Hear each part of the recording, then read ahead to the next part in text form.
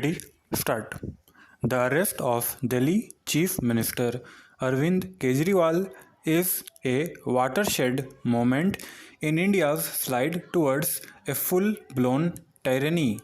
Much of what this government has been doing over the last few years, the selective use of the Enforcement Directorate to target the opposition and protect its own, the clamp down on civil society, the suppression of protest, censorship, and the misuse of tax and administrative law were designed to consolidate a pervasive culture of fear. But even by those standards, the arrest of Kejriwal in the middle of an election is an unprecedented display of impunity. If this moment does not galvanize resistance in the name of democracy, India's freedom will be imperiled for a long time to come. Politically, one can only speculate on the government's motives.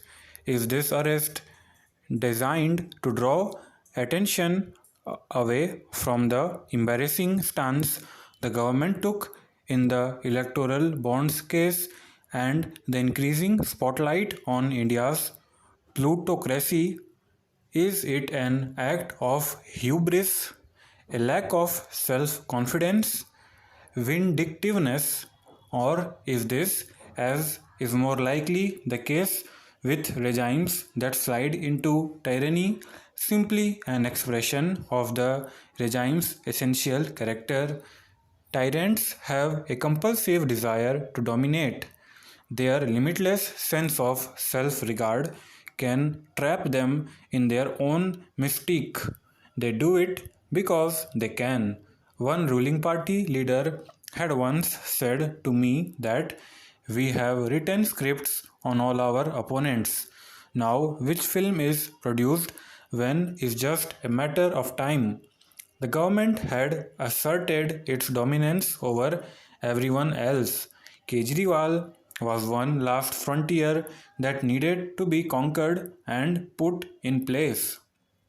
Kejriwal's significance has always far exceeded his actual political power for four reasons.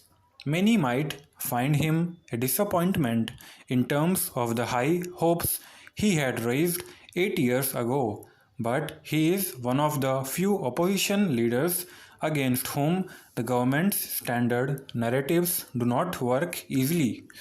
The essence of Narendra Modi's case against the opposition has always been to present himself as a revolutionary figure confronting a corrupt, entitled, lazy, ancient regime. This is the trope that still works against the Congress. But it is less effective against the AAP in some ways, a party cut from the same historical moment as Modi's. Stop.